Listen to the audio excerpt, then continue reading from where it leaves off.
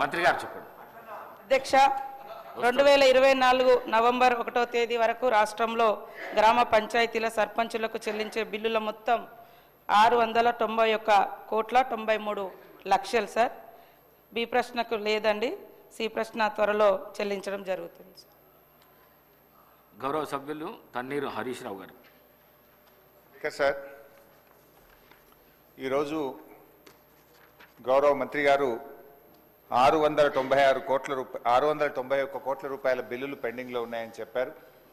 రాష్ట్రంలో మీరు చూస్తే అధ్యక్ష, బడా కాంట్రాక్టర్లకు మాత్రం బిల్లులు వస్తున్నాయి.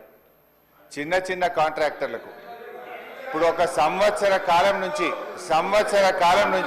691 కోట్ల రూపాయలు ఇవ్వకుండా సర్పంచులను, ఎంపీటీసీలను ఈ కాంగ్రెస్ ప్రభుత్వం గోసపుచ్చుకుంటా ఉంది అధ్యక్ష.